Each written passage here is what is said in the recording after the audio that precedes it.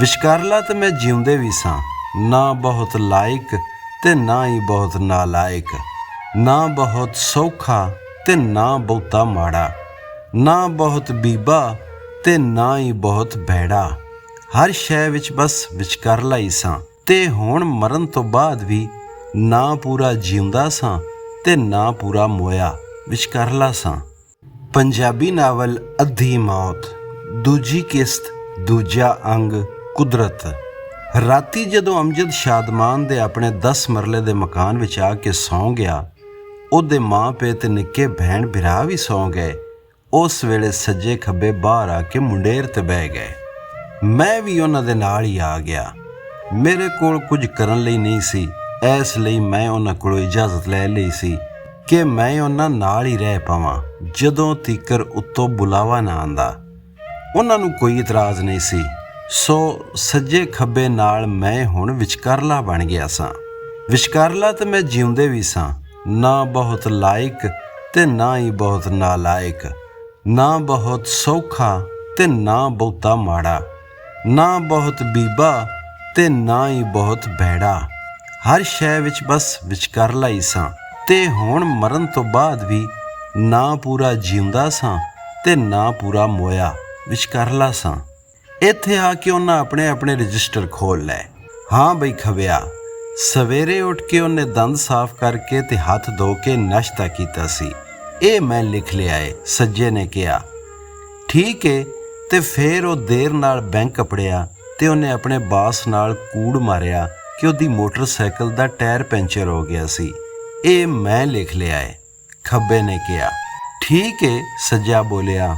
ਤੇ ਜਿਹੜਾ ਉਹ ਅੱਜੂ ਦੇ ਜਨਾਜ਼ੇ ਤੇ ਗੱਡੀ ਤੋਂ ਨਿਕਲਦੀ ਕੁੜੀ ਦੀ ਨੰਗੀ ਲੱਤ ਤੇ ਉਹਦੀ ਛਾਤੀ ਤੜਦਾ ਪਿਆ ਸੀ, ਉਹ ਵੀ ਮੈਂ ਲਿਖ ਲਿਆ ਏ। ਖੱਬੇ ਨੇ ਆਪਣੇ ਰਜਿਸਟਰ ਦਾ ਅਗਲਾ ਪੰਨਾ ਫਰੋਲਿਆ। ਨਹੀਂ ਯਾਰ, ਇਹ ਨਹੀਂ ਬਣਦਾ, ਸੱਜੇ ਨੇ ਇਤਰਾਜ਼ ਕੀਤਾ। ਸਾਡਾ ਮੁੰਡਾ ਗੈਰ ਸ਼ਾਦੀशुदा ਏ, 10-12 ਵਰ੍ਹਿਆਂ ਤੋਂ ਜਵਾਨ ਏ, ਉਹਦਾ ਜੁੱਸਾ ਜ਼ੋਰ ਮਾਰਦਾ ਏ। ਉਹ ਵਿਚਾਰਾ ਕੀ ਕਰੇ? ਕਿਸੇ ਕੁੜੀ ਨੂੰ ਹੱਥ ਨਹੀਂ ਲਾਂਦਾ, ਕਿਸੇ ਨੂੰ ਛੇੜਦਾ ਨਹੀਂ। ਕੀ ਕਰੇ ਹੁਣ ਉਹ ਵਿਚਾਰਾ? ਮਰ ਜਾਵੇ ਜਾਂ ਜੋਗ ਲੈ ਲੈ। ਹੱਥ ਨਹੀਂ ਲਾਂਦਾ, ਛੇੜਦਾ ਨਹੀਂ। ਖੱਬੇ ਨੇ ਰਜਿਸਟਰ ਸਾਈਡ ਤੇ ਰੱਖ ਦਿੱਤਾ। ਉਹ ਯਾਰ, ਮੇਰਾ ਮਤਲਬ ਏ ਕਿਸੇ ਕੁੜੀ ਨੂੰ ਤੰਗ ਤੇ ਨਹੀਂ ਨਾ ਕਰਦਾ, ਕੋਈ ਕੁੜੀ ਨਾਰਾਜ਼ ਤੇ ਨਹੀਂ ਨਾ ਉਸ ਤੋਂ। ਸੱਜਾ ਜ਼ਰਾ ਕੋ ਨਰਮ ਹੋ ਕੇ ਬੋਲਿਆ। ਇਹ ਕੀ ਗੱਲ ਹੋਈ? ਖੱਬਾ ਖਪਕ ਕੇ ਉਹਨੂੰ ਪਿਆ। ਉਸ ਜਨਾਜ਼ੇ ਵਾਲੀ ਵਿਚਾਰੀ ਕੁੜੀ ਨੂੰ ਕਿੰਨਾ ਭੈੜਾ ਪਿਆ ਲੱਗਦਾ ਹੋਵੇਗਾ ਇਹਦਾ ਇਸ ਤਰ੍ਹਾਂ ਤੜਨਾ। ਇਹ ਕੋਈ ਜਾਨਵਰ ਏ ਕਿ ਜਦੋਂ ਜਿਸ ਸ਼ੈ ਦਾ ਜੀ ਕੀਤਾ ਉਸ ਤੇ ਹੀ ਪੈ ਗਿਆ? ਜੇ ਇਹਨੇ ਆਪਣੇ ਆਪ ਨੂੰ ਢੱਕ ਕੇ ਨਹੀਂ ਰੱਖਣਾ, ਆਪਣੇ ਜਜ਼ਬਿਆਂ ਦੇ ਕਹਿਣ ਤੇ ਹੀ ਚੱਲਣਾ ਹੈ, ਤੇ ਫਿਰ ਚੰਗਾ ਨਹੀਂ ਸੀ ਇਹ ਬਿਗਿਆੜ ਹੀ ਜੰਮਦਾ। ਬੰਦਾ ਬਣ ਕੇ ਕੀ ਖਟਿਆ ਸੂ? ਇਹ ਗੱਲ ਤੇ ਠੀਕ ਏ, ਸੱਜਾ ਬੋਲਿਆ, ਪਰ ਉਸ ਕੁੜੀ ਦਾ ਵੀ ਪਤਾ ਕਰ ਲਵੋ। ਜੇ ਤੇ ਉਹਨੂੰ ਮਸਲਾ ਹੋਵੇ ਫਿਰ ਤੇ ਠੀਕ ਏ, ਤੇਰਾ ਰਜਿਸਟਰ ਹੀ ਬਣਦਾ ਏ। ਭਾਵੇਂ ਉਹਦੇ ਜੁੱਸੇ ਵਿੱਚ ਟੈਸਟੋਸਟਰੋਨ ਦੇ ਹਾਰਮੋਨ ਛਾਲਾਂ ਹੀ ਕਿਉਂ ਨਾ ਪੈ ਮਾਰਦੇ ਹੋਣ। ਪਰ ਜੇ ਉਸ ਕੁੜੀ ਨੂੰ ਮਸਲਾ ਨਾ ਹੋਇਆ ਹੋਵੇ ਤੇ ਫਿਰ ਤੇ ਛੱਡ ਦੇ ਵਿਚਾਰੇ ਨੂੰ। ਗੱਲ ਤੇ ਠੀਕ ਏ, ਇਸ ਵਾਰੀ ਖੱਬੇ ਨੇ ਹਥਿਆਰ ਸੁੱਟਦੇ ਕਿਹਾ, ਤੇ ਨਾਲ ਹੀ ਸੱਜੇ ਖੱਬੇ ਦੀ ਇੱਕ ਹੋਰ ਜੋੜੀ ਜਿਸ ਤਰ੍ਹਾਂ ਵਾਹ ਵਿੱਚੋਂ ਪੁੰਗਰ ਆਈ। ਇਹ ਉਸ ਕੁੜੀ ਦੇ ਸੱਜੇ ਖੱਬੇ ਸਨ। ਨਹੀਂ ਬਈ, ਸਾਡੀ ਕੁੜੀ ਨੂੰ ਕੋਈ ਮਸਲਾ ਨਹੀਂ ਸੀ ਹੋਇਆ, ਕੁੜੀ ਦਾ ਸੱਜਾ ਬੋਲਿਆ। ਮਸਲਾ ਨਹੀਂ ਹੋਇਆ? ਕੁੜੀ ਦਾ ਖੱਬਾ ਕੁੜੀ ਦੇ ਸੱਜੇ ਵੱਲ ਵੇਖਦਿਆਂ ਬੋਲਿਆ। ਮੈਂ ਤਾਂ ਇਹ ਗੱਲ ਆਪਣੇ ਰਜਿਸਟਰ ਵਿੱਚ ਪਾਈ ਏ ਕਿ ਇਹ ਮੁੰਡੇ ਨੂੰ ਘੂਰਦਾ ਵੇਖ ਕੇ ਖੁਸ਼ ਪਈ ਹੁੰਦੀ ਸੀ। ਇਸ ਕੁੜੀ ਨੇ ਤੇ ਮੈਨੂੰ ਪੜ੍ਹਨੇ ਪਾ ਦਿੱਤਾ ਏ। ਜਿੱਥੇ ਵੇਖੋ ਕੋਈ ਨਾ ਕੋਈ ਭੈੜਾ ਕੰਮ ਹੀ ਕਰਦੀ ਦਿਸਦੀ ਏ। ਤੇ ਉੱਤੋਂ ਇਹ ਆਪਣਾ ਸ਼ਹਿਜ਼ਾਦਾ ਕੁੜੀ ਦੇ ਸੱਜੇ ਵੱਲ ਹੱਥ ਦਾ ਇਸ਼ਾਰਾ ਕਰਦਿਆਂ ਹਰ ਗੱਲ ਤੇ ਛਿੰਝ ਪਾ ਦਿੰਦਾ ਏ। ਕਹਿੰਦਾ ਏ ਇੱਕ ਤੇ ਜਵਾਨ ਕੁੜੀ ਦਾ ਵਿਆਹ ਨਹੀਂ ਕਰਦੇ, ਉੱਤੋਂ ਉਹਨੂੰ ਜੀਣ ਵੀ ਨਹੀਂ ਦਿੰਦੇ। ਇਹ ਤੇ ਮੈਂ ਵੀ ਕਹਿ ਰਿਹਾ, ਅਮਜਦ ਦਾ ਸੱਜਾ ਬੋਲਿਆ। ਜਵਾਨ ਬਾਲਾਂ ਨਾਲ ਤੁਸੀਂ ਕਰਨਾ ਕੀ ਚਾਹੁੰਦੇ ਹੋ? ਵਿਆਹ ਬਿਨਾਂ ਉਹਨਾਂ ਨੂੰ ਇਕੱਠੇ ਰਹਿਣ ਦੀ ਇਜਾਜ਼ਤ ਨਹੀਂ। ਵਿਆਹ ਤੁਸੀਂ ਉਹਨਾਂ ਦੇ ਕਰਦੇ ਨਹੀਂ, ਫੇਰ ਕਹਿੰਦੇ ਹੋ ਕਿਤੇ ਵੇਖਣ ਵੀ ਨਾ, ਗੱਲ ਵੀ ਨਾ ਕਰਨ। ਹੁਣ ਸਾਰੀ ਆਵਾਮ ਸਾਧੂ ਸੰਤ ਹੀ ਬਣ ਜਾਵੇ। ਇਹ ਗੱਲਾਂ ਸੁਣ ਕੇ ਮੇਰਾ ਤੇ ਜਿਵੇਂ ਮੀਟਰ ਹੀ ਘੁੰਮ ਗਿਆ। ਇਹ ਰੱਬ ਦੇ ਮੁਖਤਾਰੇ ਖਾਸ ਕਿਉਂ ਜਿਹੀਆਂ ਬਹਿਸਾਂ ਪੇ ਕਰਦੇ ਸਨ। ਜਵਾਨ ਕੁੜੀ ਆਪਣਾ ਹੁਸਨ ਜਵਾਨੀ ਸੜਕਾਂ ਤੇ ਪਈ ਲੁਟਾਉਂਦੀ ਸੀ ਤੇ ਇਹ ਦਲੀਲਬਾਜ਼ੀ ਪੈ ਕਰਦੇ ਸਨ ਕਿ ਇਹ ਗੁਨਾਹ ਹੈ ਜਾਂ ਸਵਾਬ। ਹੱਦ ਹੀ ਨਹੀਂ ਸੀ ਹੋ ਗਈ। ਉਹ ਸਜਿਓ, ਇਹ ਕੀ ਪੈ ਕਹਿੰਦੇ ਹੋ? ਮੇਰੇ ਕੋਲੋਂ ਰਿਹਾ ਨਾ ਗਿਆ ਤੇ ਮੈਂ ਵਿੱਚ ਬੋਲ ਹੀ ਪਿਆ। ਮੌਲਵੀ ਸਾਹਿਬ ਤੇ ਕਹਿੰਦੇ ਸਨ ਇਹ ਵੱਡਾ ਗੁਨਾਹ ਹੈ ਕਿਸੇ ਗੈਰ ਮਹਰਮ ਵੱਲ ਤੱਕਣਾ ਜਾਂ ਉਹਦੇ ਨਾਲ ਲੋੜ ਤੋਂ ਵੱਧ ਗੱਲ ਵੀ ਕਰਨਾ। ਉਹ ਬਈ ਇਹ ਹਿਸਾਬ ਕਿਤਾਬ ਤੇਰੇ ਮੌਲਵੀ ਦੇ ਕਹਿਣ ਤੇ ਨਹੀਂ ਹੋ ਰਿਹਾ, ਹੁਕਮੇ ਰੱਬੀ ਨਾਲ ਪਿਆ ਹੁੰਦਾ ਏ, ਅਮਜਦ ਦੇ ਖੱਬੇ ਨੇ ਕਿਹਾ। ਤੇ ਮੈਨੂੰ ਇੰਜ ਜਿਹਾ ਪਿਆ ਭਈ ਜੇ ਉਹ ਬੰਦਾ ਹੁੰਦਾ ਤੇ ਜ਼ਰੂਰ ਇਹ ਗੱਲ ਆਵਾਜ਼ਾਰੀ ਨਾਲ ਕਰਦਾ। ਮੌਲਵੀ ਸਾਹਿਬ ਦੇ ਕਹਿਣ ਨਾਲ ਨਹੀਂ ਹੋ ਰਿਹਾ। ਮੈਨੂੰ ਇੱਕ ਜ਼ੋਰਦਾਰ ਝਟਕਾ ਵੱਜਿਆ। ਮੌਲਵੀ ਸਾਹਿਬ ਦੇ ਕਹਿਣ ਤੇ ਨਹੀਂ ਹੋ ਰਿਹਾ ਤੇ ਫੇਰ ਕਿ ਪੰਡਤਾਂ ਦੇ ਕਹਿਣ ਤੇ ਹੋ ਰਿਹਾ ਏ। ਇਸ ਤੋਂ ਅੱਗੇ ਪੁੱਛਣ ਦੀ ਮੇਰੀ ਹਿੰਮਤ ਨਾ ਪਈ। ਮੌਲਵੀ ਸਾਹਿਬ ਦੇ ਦੋਜ਼ਖ ਦੇ ਹੈਬਤਨਾਕ ਬਿਆਨ ਸਾਰੇ ਦੇ ਸਾਰੇ ਇੱਕ ਇੱਕ ਕਰਕੇ ਮੇਰੇ ਚੇਤੇ ਆਉਣਾ ਸ਼ੁਰੂ ਹੋ ਗਏ ਸਨ। ਉਹ ਨਹੀਂ ਬਈ, ਅਮਜਦ ਦੇ ਸੱਜੇ ਨੇ ਜਵਾਬ ਦਿੱਤਾ, ਸਾਨੂੰ ਨਹੀਂ ਪਤਾ ਕਿ ਤੁਹਾਡੇ ਮੌਲਵੀ ਸਾਹਿਬ ਠੀਕ ਕਹਿੰਦੇ ਨੇ ਜਾਂ ਉਹਨਾਂ ਦੇ ਪੰਡਤ ਜੀ। ਦੱਸਿਆ ਤੇ ਕਿ ਇਹ ਸਾਨੂੰ ਵੀ ਉੱਤੇ ਜਾ ਕੇ ਪਤਾ ਲੱਗੇਗਾ। ਅਸੀਂ ਤੇ ਨਿਜ਼ਾਮੇ ਕੁਦਰਤ ਦੇ ਹਵਾਲੇ ਨਾਲ ਆਪਣਾ ਹਿਸਾਬ ਕਿਤਾਬ ਬਣਾਉਂਦੇ ਹਾਂ। ਕੀ ਮਤਲਬ ਹੈ? ਮੈਂ ਜੇ ਜਿਉਂਦਾ ਹੁੰਦਾ ਤੇ ਜ਼ਰੂਰ ਪਰੇਸ਼ਾਨ ਹੋ ਜਾਂਦਾ।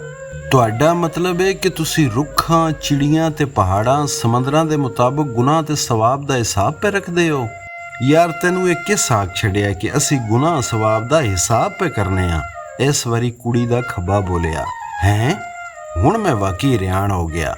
ਜੇ ਤੁਸੀਂ ਗੁਨਾਹ ਸਵਾਬ ਦਾ ਹਿਸਾਬ ਨਹੀਂ ਕਰ ਰਹੇ ਤੇ ਫੇਰ ਕਰ ਕੇ ਰਹੇ ਹੋ? ਯਾਰ ਇਹ ਗੁਨਾਹ ਜਾਂ ਸਵਾਬ ਦਾ ਹਿਸਾਬ ਤੇ ਤੁਹਾਡਾ ਉੱਤੇ ਜਾ ਕੇ ਹੋਵੇਗਾ। ਕਿਸ ਤਰ੍ਹਾਂ ਹੋਵੇਗਾ? ਕੌਣ ਕਰੇਗਾ? ਕਿ ਗੁਨਾਹ ਹੈ ਤੇ ਕਿ ਸਵਾਬ? ਇਹ ਸਭ ਕੁਝ ਸਾਨੂੰ ਨਹੀਂ ਪਤਾ। ਅਸੀਂ ਤੇ ਬਸ ਇਹ ਕੰਮ ਕਰਨੇ ਆ ਕਿ ਕਿਹੜਾ ਕੰਮ ਬੰਦੇ ਨੇ ਰੱਬ ਦੇ ਬਣਾਏ ਨਿਜ਼ਾਮ ਦੇ ਮੁਤਾਬਕ ਕੀਤਾ ਹੈ ਤੇ ਕਿਹੜਾ ਉਹਦੇ ਖਿਲਾਫ। ਇਸ ਵਾਰੀ ਅਮਜਦ ਦਾ ਸੱਜਾ ਜਿਵੇਂ ਮੈਨੂੰ ਸਮਝਾਉਣ ਲੱਗਾ।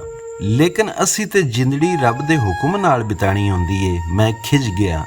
ਰੱਬ ਦਾ ਹੁਕਮ? ਕੁੜੀ ਦਾ ਸੱਜਾ ਬੋਲਿਆ। ਤੇ ਤੂੰ ਕੀ ਸਮਝਦਾ ਹੈ ਬਈ ਇਹ ਕੁਦਰਤ ਗੋਰਿਆਂ ਦਾ ਹੁਕਮ ਹੈ? ਪਰ ਮੈਨੂੰ ਸਮਝ ਨਹੀਂ ਸੀ ਪਈ ਆਂਦੀ ਇਹ ਮੇਰੇ ਨਾਲ ਹੋ ਕੇ ਰਿਹਾ ਸੀ। ਪਰ ਰੱਬ ਦਾ ਹੁਕਮ ਤੇ ਇਹ ਹੈ ਕਿ ਕੁਦਰਤ ਦੇ ਖਿਲਾਫ ਜੀਵਨ ਬਿਤਾਓ। ਮੈਂ ਕੋਸ਼ਿਸ਼ ਕਰਕੇ ਸੋਚਿਆ ਕਿ ਮੈਂ ਕਿਸ ਤਰ੍ਹਾਂ ਉਹਨਾਂ ਨੂੰ ਦੱਸਾਂ ਵੀ ਤੁਸੀਂ ਗਲਤ ਪੈ ਕਰਦੇ ਹੋ। ਕੁਦਰਤ ਨਹੀਂ ਹੁੰਦੀ ਰੱਬ ਦਾ ਹੁਕਮ। ਯਾਰ ਇਹ ਤੁਹਾਡਾ ਮਸਲਾ ਹੈ ਕਿ ਤੁਸੀਂ ਜੀਵਨ ਕਿਸ ਤਰ੍ਹਾਂ ਬਿਤਾਣਾ ਹੈ। ਅਮਜਦ ਦੇ ਖੱਬੇ ਨੇ ਗੱਲ ਮੁਕਾਉਣ ਦੀ ਕੀਤੀ। ਅਸਾਂ ਤੇ ਆਪਣਾ ਕੰਮ ਕਰਨਾ ਹੈ ਤੇ ਸਾਡਾ ਕੰਮ ਇਹ ਹੋਏ ਕਿ ਬੰਦਾ ਜਿਹੜਾ ਕੰਮ ਰੱਬ ਦੀ ਕੁਦਰਤ ਦੇ ਮੁਤਾਬਕ ਕਰੇ ਉਹਨੂੰ ਸੱਜੇ ਰਜਿਸਟਰ ਵਿੱਚ ਲਿਖ ਲਈਏ ਤੇ ਜਿਹੜਾ ਕੰਮ ਕੁਦਰਤ ਦੇ ਖਿਲਾਫ ਕਰੇ ਉਹਨੂੰ ਖੱਬੇ ਰਜਿਸਟਰ ਵਿੱਚ ਲਿਖ ਲਈਏ। ਪਰ ਇਸ ਤਰ੍ਹਾਂ ਕਰਨ ਨਾਲ ਤੇ ਇਖਲਾਕੀਆਤ ਦਾ ਬੇੜਾ ਗਰਕ ਹੋ ਜਾਵੇਗਾ। ਮੈਂ ਇਤਜਾਜ ਕੀਤਾ। ਮੈਨੂੰ ਅੰਦਰੋਂ ਇਹ ਲੱਗਣ ਲੱਗ ਪਿਆ ਸੀ ਕਿ ਮੇਰੇ ਜਿਹੜੇ ਥੋੜੇ ਬਹੁਤ ਸਵਾਬ ਨੇ ਉਹ ਵੀ ਇਹ ਕੁਦਰਤੀ ਹਿਸਾਬ ਕਿਤਾਬ ਲੈ ਦੇ ਜਾਵੇਗਾ। ਅੱਛਾ ਜੀ, ਉਹ ਕਿਸ ਤਰ੍ਹਾਂ? ਉਹ ਸਾਰੇ ਨਿੱਕੇ ਨਿੱਕੇ ਚਾਨਣ ਦੇ ਹੂਲੇ ਮੇਰੇ ਵੱਲ ਮੂੰਹ ਕਰਕੇ ਬਹਿ ਗਏ। ਮੈਂ ਘਾਬਰ ਗਿਆ। ਇਹ ਮੈਂ ਅਜੀਬੋ ਗਰੀਬ ਸਿਚੁਏਸ਼ਨ ਵਿੱਚ ਘਿਰ ਗਿਆ ਸਾਂ। ਇਸ ਤਰ੍ਹਾਂ ਹੁੰਦਾ ਹੈ ਮਰਨ ਪਿੱਛੋਂ? ਮੈਂ ਸੋਚੀ ਪੈ ਗਿਆ। ਇਹ ਤੇ ਪੁੱਠਾ ਹੀ ਹਿਸਾਬ ਹੋ ਗਿਆ ਸੀ। ਮੇਰਾ ਤੇ ਖਿਆਲ ਸੀ ਕਿ ਸਾਰੀਆਂ ਕਨਫਿਊਜ਼ਨਾਂ ਜ਼ਿੰਦਗੀ ਵਿੱਚ ਹੀ ਹੁੰਦੀਆਂ ਨੇ। ਮਰਨ ਬਾਅਦੋਂ ਤੇ ਸਭ ਕੁਝ ਸੁੱਚਾ ਸਾਹਮਣੇ ਆ ਜਾਵੇਗਾ। ਚਿੱਟਾ ਇੱਕ ਪਾਸੇ ਤੇ ਸ਼ਾਹ ਕਾਲਾ ਦੂਜੇ ਪਾਸੇ। ਪਰ ਇੱਥੇ ਤੇ ਕਨਫਿਊਜ਼ਨ ਵੱਧਦੀ ਪਈ ਜਾਂਦੀ ਸੀ। ਵੇਖੋ ਨਾ, ਮੈਂ ਫਲਸਫੀ ਬਣਨ ਦੀ ਕੋਸ਼ਿਸ਼ ਕੀਤੀ। ਵਿਗਿਆੜ ਦੀ ਨੇਚਰ ਹੈ ਚੀਰਨਾ ਫਾੜਨਾ ਤੇ ਉਹ ਚੀਰ ਫਾੜ ਕਰਦਾ ਹੈ। ਇਹ ਤੇ ਬਹੁਤ ਭੈੜੀ ਗੱਲ ਹੈ। ਇਹ ਸੱਜੇ ਰਜਿਸਟਰ ਵਿੱਚ ਕਿਸ ਤਰ੍ਹਾਂ ਲਿਖੀ ਜਾ ਸਕਦੀ ਹੈ? ਕੁਝ ਚਿਰ ਲਈ ਕੋਈ ਨਾ ਬੋਲਿਆ। ਪਹਿਲਾਂ ਮੈਨੂੰ ਲੱਗਿਆ ਉਹ ਸਾਰੇ ਲਾਜਵਾਬ ਹੋ ਗਏ ਨੇ, ਪਰ ਫੇਰ ਮੈਨੂੰ ਇੰਜ ਲੱਗਣ ਲੱਗ ਪਿਆ ਜਿਸ ਤਰ੍ਹਾਂ ਮੇਰੀ ਅਕਲ ਦਾ ਮਾਤਮ ਪੈ ਕਰਦੇ ਹੋਣ। ਵਿਗਿਆੜਾਂ ਦੇ ਰਜਿਸਟਰ ਨਹੀਂ ਹੁੰਦੇ, ਅਮਜਦ ਦਾ ਸੱਜਾ ਬੋਲਿਆ। ਕਿਉਂ ਜੇ ਉਹ ਹਰ ਕੰਮ ਕੁਦਰਤ ਦੇ ਮੁਤਾਬਕ ਹੀ ਕਰਦੇ ਨੇ। ਮੈਨੂੰ ਸਮਝ ਨਹੀਂ ਆਈ ਮੈਂ ਇਸ ਗੱਲ ਦਾ ਕੀ ਜਵਾਬ ਦਿਆਂ। ਕਿਉਂ ਜੇ ਮੈਨੂੰ ਇਹ ਹੀ ਨਹੀਂ ਸਮਝ ਆਈ ਸੀ ਕਿ ਇਹ ਗੱਲ ਮੇਰੇ ਹੱਕ ਵਿੱਚ ਜਾਂਦੀ ਹੈ ਜਾਂ ਖਿਲਾਫ। ਪਰ ਖੂਨ ਖਰਾਬਾ ਤੇ ਵੱਡੀ ਭੈੜੀ ਗੱਲ ਹੈ। ਇਸ ਦੇ ਉੱਤੇ ਤੇ ਰਜਿਸਟਰ ਬਣਦਾ ਹੈ। ਇਹ ਮੈਂ ਕਹਿ ਤੇ ਦਿੱਤਾ, ਪਰ ਕਹਿਣ ਦੇ ਬਾਅਦ ਮੈਂ ਸੋਚੀ ਪੈ ਗਿਆ ਵੀ ਪਤਾ ਨਹੀਂ ਸਹੀ ਗੱਲ ਕੀਤੀ ਹੈ ਜਾਂ ਗਲਤ। ਇਸ ਗੱਲ ਤੇ ਸਾਡੀਆਂ ਵੀ ਵਾਹ ਬਹਿਸਾਂ ਹੁੰਦੀਆਂ ਰਹਿੰਦੀਆਂ ਨੇ। ਕੁੜੀ ਦੇ ਖੱਬੇ ਨੇ ਜਿਵੇਂ ਸੋਚਦਿਆਂ ਕਿਹਾ। ਹੁਣ ਵੇਖੋ ਨਾ, ਤੁਸੀਂ ਇਨਸਾਨ ਕਿੰਨਾ ਖੂਨ ਖਰਾਬਾ ਕਰਦੇ ਹੋ। ਮੇਰੇ ਹਿਸਾਬ ਨਾਲ ਤੇ ਇਹ ਮੇਰੇ ਰਜਿਸਟਰ ਵਿੱਚ ਜਾਣਾ ਚਾਹੀਦਾ ਹੈ। ਮੈਂ ਫੇਰ ਬੌਂਤਰ ਗਿਆ। ਇਨਸਾਨਾਂ ਦਾ ਖੂਨ ਖਰਾਬਾ ਤੁਸੀਂ ਖੱਬੇ ਰਜਿਸਟਰ ਵਿੱਚ ਨਹੀਂ ਲਿਖਦੇ? ਇਨਸਾਨੀ ਖੂਨ ਬਹਾਣਾ ਤੁਹਾਡੇ ਹਿਸਾਬ ਨਾਲ ਭੈੜਾ ਕੰਮ ਨਹੀਂ? ਉਹ ਨਹੀਂ ਯਾਰ, ਮੈਂ ਇਨਸਾਨੀ ਖੂਨ ਦੀ ਗੱਲ ਨਹੀਂ ਪਿਆ ਕਰਦਾ। ਕੁੜੀ ਦੇ ਖੱਬੇ ਨੇ ਜਿਵੇਂ ਹੱਸਦਿਆਂ ਕਿਹਾ। ਇਨਸਾਨੀ ਖੂਨ ਦੀ ਗੱਲ ਨਹੀਂ ਪੈ ਕਰਦੇ? ਮੇਰੀ ਸਮਝ ਵਿੱਚ ਕੁਝ ਨਾ ਆਇਆ। ਤੇ ਫੇਰ ਕੀ ਗੱਲ ਪੇ ਕਰਦੇ ਹੋ? ਅਸੀਂ ਜਾਨਵਰਾਂ ਦੇ ਖੂਨ ਦੀ ਗੱਲ ਪੈ ਕਰਦੇ ਹਾਂ। ਇਸ ਵੇਲੇ ਤੀਕਰ ਮੈਂ ਇੰਨਾ ਕੁ ਭੁੰਤਰ ਚੁੱਕਿਆ ਸਾਂ ਕਿ ਮੈਨੂੰ ਨਹੀਂ ਪਤਾ ਚੱਲਿਆ ਹੁਣ ਕਿਹੜਾ ਬੋਲਿਆ ਸੀ। ਜਿਹੜੇ ਜਾਨਵਰ ਤੁਸੀਂ ਇਨਸਾਨ ਮਾਰ ਕੇ ਡੱਫੀ ਜਾਂਦੇ ਹੋ। ਜਾਨਵਰ? ਤੁਹਾਡਾ ਮਤਲਬ ਇਹ ਅੰਡੇ ਕੁਕੜੀ ਜਿਹੜੇ ਬਾਲ ਖਾਂਦੇ ਨੇ? ਮੇਰਾ ਤੇ ਮੀਟਰ ਫੇਰ ਘੁੰਮ ਗਿਆ। ਅੱਛਾ, ਯਾਨੀ ਜੇ ਵਿਗਿਆੜ ਬੰਦਾ ਮਾਰ ਦੇਵੇ ਤੇ ਇਹ ਕੁਦਰਤ ਦਾ ਨਿਜ਼ਾਮ ਹੈ, ਤੇ ਜੇ ਬੰਦਾ ਢਿੱਡ ਭਰਨ ਲਈ ਇੱਕ ਕੁਕੜੀ ਮਾਰ ਲਵੇ ਤੇ ਤੁਸੀਂ ਇਹ ਖੱਬੇ ਰਜਿਸਟਰ ਵਿੱਚ ਲਿਖਣਾ ਚਾਹੁੰਦੇ ਹੋ? ਮੈਂ ਚੀਕ ਪਿਆ। ਥੋੜਾ ਕੁ ਚਿਰ ਫੇਰ ਖਾਮੋਸ਼ੀ ਰਹੀ। ਮੈਨੂੰ ਇੰਜ ਜਾਪਿਆ ਜਿਸ ਤਰ੍ਹਾਂ ਹੁਣ ਉਹ ਵੀ ਹੈਰਾਨ ਹੋ ਰਹੇ ਨੇ ਕਿ ਕਿਸ ਜਾਹਿਲ ਨਾਲ ਪਾਲਾ ਪੈ ਗਿਆ ਹੈ। ਅਖੀਰ ਕੁੜੀ ਦਾ ਖੱਬਾ ਬੋਲਿਆ, ਇੱਕ ਅੱਧੀ ਨਹੀਂ, ਤੁਸੀਂ ਦਿਹਾੜ ਦਾ 20 ਕਰੋੜ ਕਿਲੋ ਤੋਂ ਵੱਧ ਕੁਕੜੀ ਗੋਸ਼ਤ ਖਾ ਜਾਂਦੇ ਹੋ। ਯਾਨੀ ਦਿਹਾੜ ਦੀਆਂ 5 ਕਰੋੜ ਤੋਂ ਵੱਧ ਕੁਕੜੀਆਂ ਕੋ ਛੱਡਦੇ ਹੋ। 20 ਕਰੋੜ ਕਿਲੋ ਨਿਰਾ ਕੁਕੜੀ ਦਾ ਗੋਸ਼ਤ ਹਰ ਰੋਜ਼? 5 ਕਰੋੜ ਕੁਕੜੀ ਹਰ ਰੋਜ਼? ਮੈਨੂੰ ਚੁੱਪ ਲੱਗ ਗਈ। ਕੁਝ ਬੋਲਣ ਹੀ ਨਹੀਂ ਸੀ ਹੋ ਰਿਹਾ, ਪਰ ਉਂਝ ਇਹਦੇ ਵਿੱਚ ਕੀ ਗੱਲ ਸੀ? ਇੰਨੀ ਆਬਾਦੀ ਹੈ ਰੱਬ ਦੀ ਦੁਨੀਆ ਦੀ, ਕੁਝ ਨਾ ਕੁਝ ਤੇ ਉਹਨਾਂ ਖਾਣਾ ਹੀ ਹੈ ਨਾ। ਮੈਂ ਹੌਸਲਾ ਕੀਤਾ। ਬੰਦਿਆਂ ਦੀ ਆਬਾਦੀ ਵੀ ਤੇ ਇੰਨੀ ਹੈ, ਉਹਦੇ ਹਿਸਾਬ ਨਾਲ ਹੀ ਖਾਂਦੇ ਨੇ। ਚਾਰਾਂ ਜਿਵੇਂ ਇੱਕੋ ਵਾਰ ਹੀ ਠੰਡਾ ਸਾਹ ਲਿਆ ਤੇ ਫਿਰ ਅਮਜਦ ਦਾ ਖੱਬਾ ਬੋਲਿਆ, ਇਹ ਆਬਾਦੀ ਦਾ ਵੀ ਤੁਸਾਂ ਤਮਾਸ਼ਾ ਹੀ ਲਾਇਆ ਹੋਇਆ ਹੈ।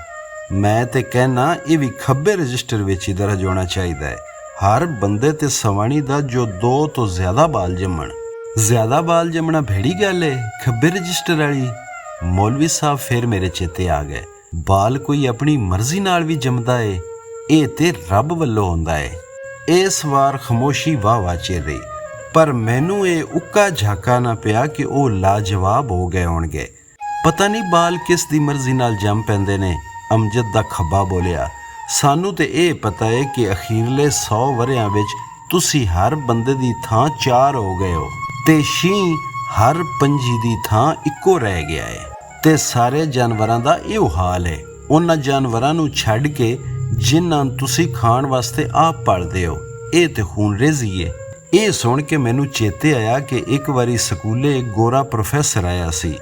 ਉਹ ਇਹੋ ਜਿਹੀਆਂ ਗੱਲਾਂ ਪਿਆ ਕਰਦਾ ਸੀ ਕਿ ਜਿਸ ਤਰ੍ਹਾਂ ਅਸੀਂ ਬੰਦੇ ਵਧਾਈ ਜਾਂਦੇ ਹਾਂ ਤੇ ਦੂਜੇ ਜਾਨਦਾਰ ਮੁਕਾਈ ਜਾਂਦੇ ਹਾਂ, ਇਸ ਤਰ੍ਹਾਂ ਹਜ਼ਾਰਾਂ ਵਰਿਆਂ ਵਿੱਚ ਕਦੀ ਨਹੀਂ ਹੋਇਆ। ਇਹ ਭੋਏ ਨਾਲ ਜ਼ੁਲਮ ਹੈ। ਮੈਂ ਉਹਦੀਆਂ ਗੱਲਾਂ ਇੱਕ ਕੰਨ 'ਚੋਂ ਸੁਣ ਕੇ ਦੂਜੇ 'ਚੋਂ ਕੱਢ ਦਿੱਤੀਆਂ ਸਨ। ਮੈਨੂੰ ਕੀ ਪਤਾ ਸੀ ਕਿ ਇਹਦਾ ਇੰਦਰਾਜ ਸੱਜੇ ਖੱਬੇ ਰਜਿਸਟਰ ਵਿੱਚ ਵੀ ਹੋ ਸਕਦਾ ਹੈ। ਉਹ ਤੇ ਇਹ ਵੀ ਕਹਿੰਦਾ ਸੀ ਕਿ ਜਿਸ ਤਰ੍ਹਾਂ ਜਾਨਵਰ ਅਸੀਂ ਖਾਣ ਲਈ ਪਾਲਨੇ ਆ, ਉਹ ਵੀ ਜ਼ੁਲਮ ਹੈ। ਪਰ ਮੈਂ ਇਹਨਾਂ ਗੱਲਾਂ ਵੱਲ ਕਦੀ ਧਿਆਨ ਹੀ ਨਹੀਂ ਸੀ ਮਾਰਿਆ। ਮੈਨੂੰ ਕੀ ਪਤਾ ਸੀ ਕਿ ਕੱਲ ਨੂੰ ਇਹਨਾਂ ਗੱਲਾਂ ਤੇ ਵੀ ਰਜਿਸਟਰ ਖੁੱਲ ਜਾਣਗੇ। ਇਸ ਗੱਲ ਨੇ ਮੈਨੂੰ ਵਾਹ ਪਰੇਸ਼ਾਨ ਕਰ ਛੱਡਿਆ ਸੀ ਤੇ ਮੈਂ ਹੁਣ ਇਸ ਗੱਲ ਨੂੰ ਇੱਥੇ ਹੀ ਠੱਪ ਦੇਣਾ ਚਾਹੁੰਦਾ ਸਾਂ। ਪਰ ਫਿਰ ਮੈਨੂੰ ਖਿਆਲ ਆਇਆ ਕਿ ਜੇ ਇਹਨਾਂ ਨੂੰ ਇਹ ਪਤਾ ਹੀ ਨਹੀਂ ਕਿ ਇਹ ਗੱਲਾਂ ਲਿਖਣੀਆਂ ਨੇ ਜਾਂ ਨਹੀਂ, ਤੇ ਜੇ ਲਿਖਣੀਆਂ ਨੇ ਤੇ ਕਿਹੜੇ ਰਜਿਸਟਰ ਵਿੱਚ, ਤੇ ਫਿਰ ਉੱਤੇ ਜਾ ਕੇ ਹਿਸਾਬ ਕਿਤਾਬ ਦਾ ਕੀ ਬਣੇਗਾ? ਤੇ ਫਿਰ ਤੁਸੀਂ ਕਿੰਜ ਫੈਸਲਾ ਕਰਦੇ ਹੋ ਕਿ ਕਿਹੜੀ ਗੱਲ ਕਿੱਥੇ ਲਿਖਣੀ ਹੈ ਜਾਂ ਨਹੀਂ ਲਿਖਣੀ? ਮੇਰੇ ਕੋਲੋਂ ਰਿਹਾ ਨਾ ਗਿਆ ਤੇ ਮੈਂ ਪੁੱਛ ਹੀ ਲਿਆ। ਉਹ ਜਦੋਂ ਸਾਡਾ ਆਡਿਟ ਹੋਵੇਗਾ ਤੇ ਇਹ ਗੱਲਾਂ ਤੈਅ ਹੋ ਜਾਣਗੀਆਂ। ਇੱਕ ਬੋਲਿਆ, ਆਡਿਟ? ਇਹ ਹੋਰ ਹੈਰਾਨ ਕੁਨ ਗੱਲ ਸੀ। ਕਦੋਂ ਹੁੰਦਾ ਹੈ ਆਡਿਟ ਤੇ ਕੌਣ ਕਰਦਾ ਹੈ ਆਡਿਟ? ਹਰ 100 ਵਰਿਆਂ ਬਾਅਦੋਂ ਹੁੰਦਾ ਹੈ ਇੱਕ ਨਸਲ ਦਾ ਆਡਿਟ। ਇਹ ਕੋਈ ਸੱਜਾ ਸੀ। ਉੱਤੇ ਜਾ ਕੇ ਫੇਰ ਪਤਾ ਚੱਲਦਾ ਹੈ ਭਈ ਇਸ ਨਸਲ ਦੇ ਕਿਹੜੇ ਕੰਮ ਕਿੱਥੇ ਲਿਖੇ ਜਾਣੇ ਨੇ। ਸਾਨੂੰ ਵੀ ਉੱਤੇ ਜਾ ਕੇ ਪਤਾ ਚੱਲੇਗਾ ਬਈ ਤੁਸੀਂ ਕਿੰਨਾ ਸਵਾਬ ਖਟਿਆ ਤੇ ਕਿੰਨਾ ਗੁਨਾਹ। ਅਜੇ ਤੇ ਅਸੀਂ ਆਪਣੀ ਅਕਲ ਦੇ ਮੁਤਾਬਕ ਹੀ ਸ਼ੈਵਾਂ ਦਰਜ ਕਰੀ ਜਾਂਦੇ ਹਾਂ।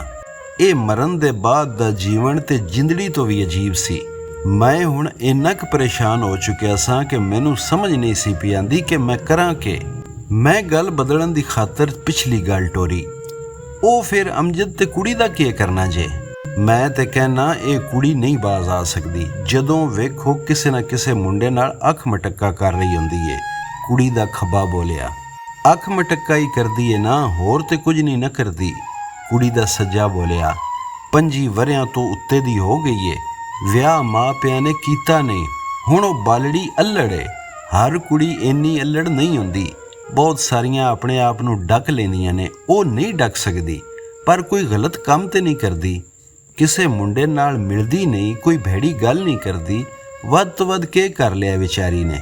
ਇਹ ਕਿ ਆਪਣੇ ਲੀੜਿਆਂ ਵਿੱਚ ਚੰਗੀ ਤਰ੍ਹਾਂ ਵਲੇਟੇ ਜੁੱਸੇ ਦੇ ਖੱਦੋ ਖਾਲ ਥੋੜੇ ਜਿੰਨੇ ਵੇਖਣ ਦਿੱਤੇ ਨੇ, ਉਹ ਵੀ 12 ਸਕਿੰਟਾਂ ਵਾਸਤੇ। ਇਹਦੇ ਨਾਲ ਕਿਹੜੇ ਨੁਕਸਾਨ ਹੋ ਗਏ ਨੇ ਨਿਜ਼ਾਮਾਂ ਦੇ। ਚੱਲ ਜਨਾਜ਼ੇ ਤੀਕਰ ਦੀ ਗੱਲ ਤੇਰੀ ਠੀਕ ਏ, ਕੁੜੀ ਦੇ ਖੱਬੇ ਨੇ ਕਿਹਾ। ਰਹਿਣ ਦਿੰਨੇ ਆ, ਇਹ ਕਹਿ ਕੇ ਰਜਿਸਟਰ ਬੰਦ ਕਰ ਦਿੱਤਾ। ਤੇ ਹੁਣ ਅਮਜਦ ਦਾ ਕੀ ਕਰੀਏ? ਅਮਜਦ ਦੇ ਖੱਬੇ ਨੇ ਆਪਣੇ ਸੱਜੇ ਨੂੰ ਪੁੱਛਿਆ। ਕਰਨਾ ਕੀ ਹੈ, ਉਸ ਨੂੰ ਵੀ ਛੱਡ ਦਿੰਨੇ ਆ। ਜਦ ਸੁੱਥਣ ਉੱਚੀ ਕੀਤੀ ਕੁੜੀ ਨੇ, ਚੱਦਰ ਖੋਲੀ ਕੁੜੀ ਨੇ, ਤੇ ਉਹਦੇ ਖੱਬੇ ਰਜਿਸਟਰ ਵਿੱਚ ਹੀ ਇੰਦਰਾਜ ਨਹੀਂ ਹੋ ਰਿਹਾ, ਤੇ ਫਿਰ ਇਸ ਨੂੰ ਕਿਸ ਖਾਤੇ ਵਿੱਚ ਇੰਦਰਾਜ ਕਰਦੇ ਫਿਰੀਏ? ਅਮਜਦ ਦੇ ਸੱਜੇ ਨੇ ਜਵਾਬ ਦਿੱਤਾ। ਪਰ ਜੇ ਵਿਖਾਇਆ ਕੁੜੀ ਨੇ ਸੀ ਤੇ ਇਹਦੇ ਉੱਤੇ ਫਰਜ਼ ਹੋ ਗਿਆ ਸੀ ਵੇਖਣਾ। ਅਮਜਦ ਦਾ ਖੱਬਾ ਬੋਲਿਆ, ਇਹਨੇ ਅੱਖਾਂ ਜ਼ਰੂਰ ਸੇਕਣੀਆਂ ਸਨ। ਇਹ ਗੱਲ ਠੀਕ ਏ, ਮੇਰੇ ਕੋਲੋਂ ਫੇਰ ਰਿਹਾ ਨਾ ਗਿਆ। ਮੌਲਵੀ ਸਾਹਿਬ ਇਹੋ ਕਹਿੰਦੇ ਸਨ, ਪਹਿਲਾ ਫਰਜ਼ ਏ ਸਵਾਣੀਆਂ ਤੇ ਕਿ ਉਹ ਪਰਦਾ ਕਰਨ, ਤੇ ਜਿਹੜੀ ਨਾ ਕਰੇ ਉਹਨੂੰ ਉਹਦੇ ਮਰਦ ਡੱਕਣ, ਤੇ ਬਾਕੀ ਮਰਦ ਆਪਣੀਆਂ ਅੱਖਾਂ ਨੀਵੀਆਂ ਰੱਖਣ। ਯਾਰ ਤੂੰ ਆਪਣੇ ਮੌਲਵੀ ਸਾਹਿਬ ਨੂੰ ਤੇ ਬਾਹਰ ਹੀ ਰੱਖ।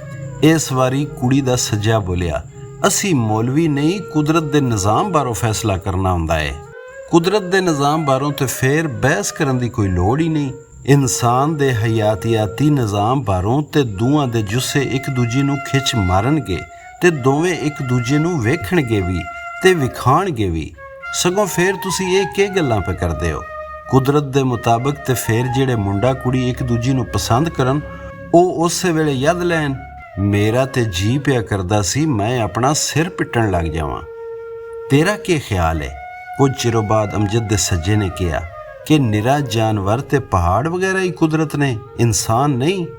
ਇਹ ਗੱਲ ਤੇ ਮੈਂ ਵਾਕਈ ਕਦੀ ਇਸ ਤਰ੍ਹਾਂ ਨਹੀਂ ਸੀ ਸੋਚੀ। ਅੱਛਾ, ਇਨਸਾਨ ਵੀ ਨਿਜ਼ਾਮੇ ਕੁਦਰਤ ਦਾ ਹਿੱਸਾ ਹੈ? ਮੈਂ ਕੁਝ ਮਾੜਾ ਜਿਹਾ ਹੋ ਕੇ ਪੁੱਛਿਆ, ਕਿਉਂ ਜੇ ਮੇਰੇ ਕੋਲੋਂ ਇਨਸਾਨ ਕੁਦਰਤ ਦੇ ਨਿਜ਼ਾਮ ਵਿੱਚ ਕਿੱਥੇ ਫਿੱਟ ਨਹੀਂ ਸੀ ਪਿਆ ਹੁੰਦਾ।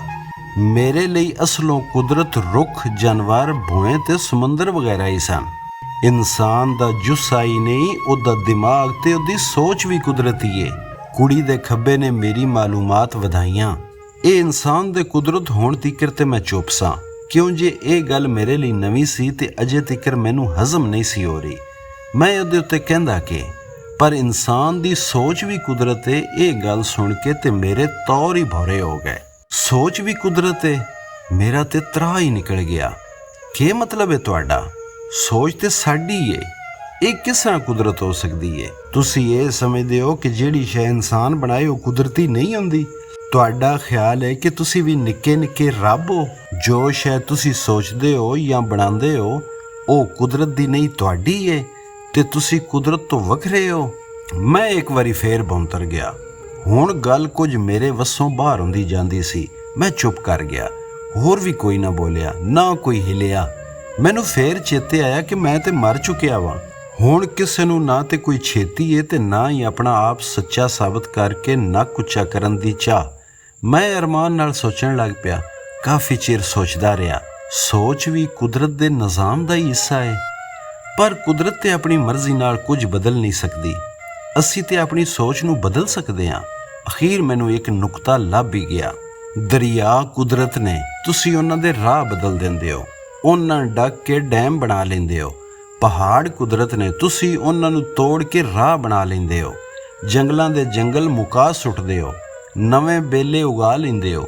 ਜਿਸ ਤਰ੍ਹਾਂ ਰੁੱਖ ਟੁਰ ਨਹੀਂ ਸਕਦਾ, ਪਰ ਜਾਨਵਰ ਉਸ ਤੋਂ ਤਗੜਾ ਹੈ, ਟੁਰ ਸਕਦਾ ਹੈ। ਕੁੜੀ ਦੇ ਸੱਜੇ ਨੇ ਮੈਨੂੰ ਸਮਝਾਇਆ, ਉਸੇ ਤਰ੍ਹਾਂ ਜਾਨਵਰ ਆਪਣੀ ਮਰਜ਼ੀ ਨਾਲ ਸੋਚ ਨਹੀਂ ਬਦਲ ਸਕਦਾ, ਆਪਣੀਆਂ ਜ਼ਰੂਰਤਾਂ ਤੇ ਜਜ਼ਬਿਆਂ ਨੂੰ ਕਾਬੂ ਵਿੱਚ ਨਹੀਂ ਰੱਖ ਸਕਦਾ, ਪਰ ਤੁਸੀਂ ਉਸ ਤੋਂ ਤਗੜੇ ਹੋ, ਇਹ ਸਭ ਕੁਝ ਕਰ ਸਕਦੇ ਹੋ। ਹੁਣ ਤੁਸੀਂ ਇਹ ਕਿਸ ਤਰ੍ਹਾਂ ਕਰੋਗੇ, ਇਹ ਤੁਹਾਡੀ ਮਰਜ਼ੀ ਹੈ।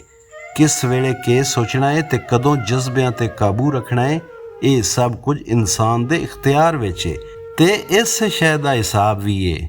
ਇਹ ਸੋਚ ਦੇ ਹਿਸਾਬ ਵਾਲੀ ਗੱਲ ਸੁਣ ਕੇ ਮੇਰੀ ਆਪਣੀ ਸੋਚ ਜਿਸ ਤਰ੍ਹਾਂ ਜੰਮ ਹੀ ਗਈ। ਇਹ ਮੇਰੇ ਨਾਲ ਕਿਹੜੇ ਅਰਸਤੂ ਪੁਣੇ ਲਾ ਰਹੇ ਸਨ। ਸੋਚਣ ਤੇ ਹਿਸਾਬ ਕਿਸ ਤਰ੍ਹਾਂ ਹੋ ਸਕਦਾ ਹੈ? ਸੋਚ ਤੇ ਸ਼ੈਤਾਨ ਬੰਦੇ ਦੇ ਦਿਮਾਗ ਵਿੱਚ ਪਾਉਂਦਾ ਹੈ। ਬੰਦੇ ਦੇ ਤਾਂ ਕੰਮ ਹੀ ਇਹ ਹੈ ਕਿ ਸੋਚ ਡੱਕੇ ਤੇ ਈਮਾਨ ਤਗੜਾ ਰੱਖੇ। ਇਹ ਅਜਰ ਦਾ ਕੰਮ ਹੈ। ਤੇ ਈਮਾਨ ਦੀਆਂ ਤੇ ਸਾਰੀਆਂ ਗੱਲਾਂ ਮੌਲਵੀ ਸਾਹਿਬ ਖੋਲ ਕੇ ਬਿਆਨ ਕਰ ਛੜੀਆਂ ਸਨ। ਦੁਨੀਆ ਤੇ ਸਾਰੀ ਖੇਡ ਹੀ ਅਮਲ ਦੀ ਏ। ਥੱਲੇ ਅਮਲ ਚੰਗੇ ਤੇ ਉੱਤੇ ਅਮਲ ਚੰਗੇ। ਇਹ ਕੀ ਸੋਚਣਾ ਹੈ ਤੇ ਕਿਸ ਤਰ੍ਹਾਂ ਸੋਚਣਾ ਹੈ, ਇਹ ਤੇ ਕਾਫਰ ਕੱਟੇ ਗੋਰਿਆਂ ਦੇ ਸ਼ੈਤਾਨੀ ਫਲਸਫੇ ਨੇ, ਜਿਨ੍ਹਾਂ ਕੋਲੋਂ ਮੈਂ ਸਾਰੀ ਹਯਾਤੀ ਆਪਣੇ ਈਮਾਨ ਦੀ ਹਿਫਾਜ਼ਤ ਕਰਦਾ ਰਿਹਾ ਸਾਂ। ਮੈਨੂੰ ਚੱਕਰ ਜਿਹਾ ਆਉਣ ਲੱਗ ਪਏ। ਸੋਚ ਨੂੰ ਵਰਤਣ ਦਾ ਹਿਸਾਬ ਹੁੰਦਾ ਏ। ਅਖੀਰ ਮੇਰੀ ਹੌਲੀ ਜਿਹੀ ਆਵਾਜ਼ ਨਿਕਲੀ। ਪਰ ਮੌਲਵੀ ਸਾਹਿਬ ਤੇ ਕਹਿੰਦੇ ਸਨ ਕਿ ਜਿਨ੍ਹਾਂ ਸ਼ੈਵਾਂ ਤੇ ਪੁੱਛ ਪ੍ਰਤੀਤ ਹੋਵੇਗੀ ਉਹ ਹਮੇਸ਼ਾ ਲਈ ਤੈਅ ਨੇ, ਜਿਸ ਤਰ੍ਹਾਂ ਗੈਰ ਮਹਿਰਮ ਨੂੰ ਵੇਖ ਕੇ ਅੱਖਾਂ ਨੀਵੀਆਂ ਕੀਤੀਆਂ ਜਾਂ ਨਹੀਂ। ਅੱਜੂ ਜੀ ਕਿਹੜਾ ਬੋਲਿਆ ਮੈਨੂੰ ਨਹੀਂ ਪਤਾ ਲੱਗਾ। ਕੁਦਰਤ ਵਿੱਚ ਹਮੇਸ਼ਾ ਲਈ ਅਸੂਲ ਹੁੰਦੇ ਨੇ, ਮਾਯਾਰ ਨਹੀਂ। ਮਾਯਾਰ ਹਾਲਾਤ ਦੇ ਨਾਲ ਹੁੰਦੇ ਨੇ।